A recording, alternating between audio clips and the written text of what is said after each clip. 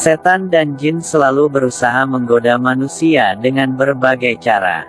Sebagai manusia, kita perlu mengenal dan mengetahui seperti jin dan setan menebar tipu daya, sehingga kita bisa lebih mudah menghindarinya dan membentengi diri.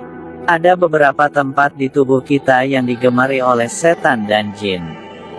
Berhati-hatilah, jangan sampai mereka bersemayam dan berhasil menipu kita melalui 7 tempat yang tidak kita jaga.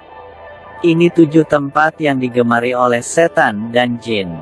1. Lubang mulut. Lubang mulut manusia menjadi tempat yang disukai oleh setan dan jin.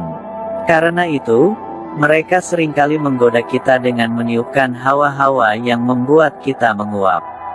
Sadar atau tidak, dalam sehari berapa banyak kita menguap, dan apakah semuanya disebabkan oleh rasa kantuk? Saat belajar, saat bekerja, yang terparah saat sedang salat.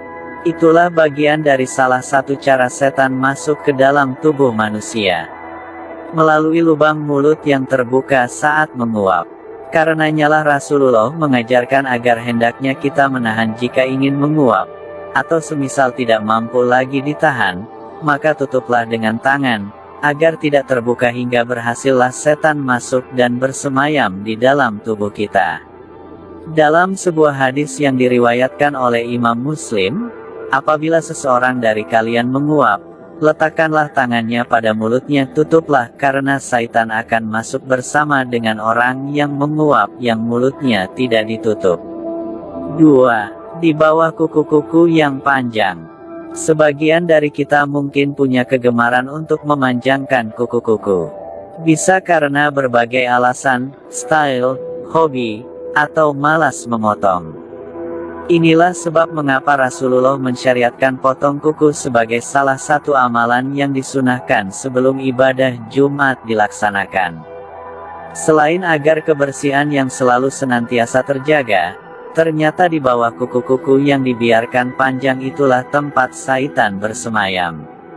Bayangkan saja, di tempat setan bersemayam itulah kita gunakan ia untuk melakukan berbagai aktivitas. Bekerja, belajar, bahkan menyuapkan makanan ke dalam mulut. Sebab itu jagalah kuku-kuku agar tetap rapi dan hindari memanjangkannya. Jelas tertuang dalam sebuah hadis riwayat Imam Ahmad, potonglah, perpendek kuku-kukumu. Sesungguhnya setan mengikat melalui kuku-kuku yang panjang. 3. Lubang hidung. Mungkin tidak banyak yang mengetahui jika setan dan jin juga suka berdiam di lubang hidung manusia.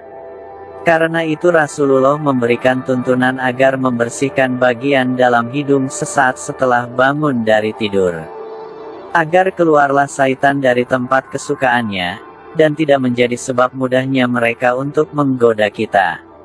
Sebuah hadis yang diriwayatkan oleh Imam Muslim menjelaskan, apabila salah seorang di antara engkau bangun tidur, hendaklah mengeluarkan air dari hidungnya istinsar 3 kali, karena setan itu menginap di batang hidungnya. 4. Lubang telinga. Setan tidak pernah berhenti bekerja untuk menggoda manusia, meskipun saat tidur. Justru inilah salah satu waktu yang digemari, agar mereka bisa semakin mudah melalaikan manusia dari beribadah kepada Allah. Dilalaikannya kita dari mendapat keutamaan di sepertiga malam. Digodanya kita agar terus tidur hingga terlewat waktu subuh. Sebuah hadis yang diceritakan oleh Abdullah dan diriwayatkan oleh Imam Muslim, bahwa di sisi Nabi ada seorang laki-laki yang selalu tidur sampai pagi tanpa mengerjakan salat malam. Kemudian beliau bersabda, setan telah kencing di telinganya. 5. Aliran darah manusia. Sungguh teramat sulit mengetahui, apakah di dalam tubuh kita bersemayam syaitan yang mengalir bersama aliran darah. Jika sudah begini, maka perlu ikhtiar yang lebih untuk bisa terhindar dari bisikan-bisikan yang mengajak kita untuk melakukan perbuatan dosa.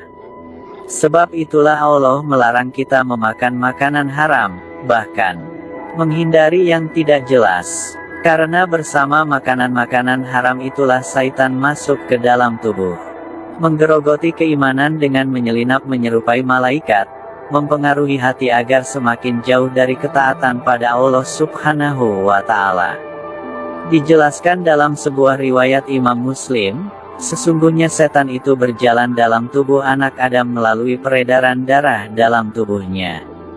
6. Lubang pusar. Inilah salah satu tempat yang seringkali diabaikan manusia. Jarang dijaga kebersihannya. Perhatikanlah jika setan teramat suka bersemayam di dalamnya.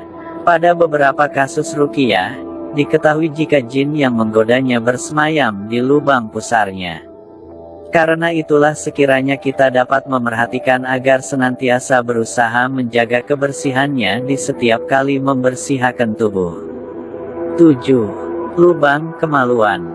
Tidak dapat dipungkiri, salah satu pintu masuk paling mudah bagi setan adalah syahwat atau hawa nafsu manusia.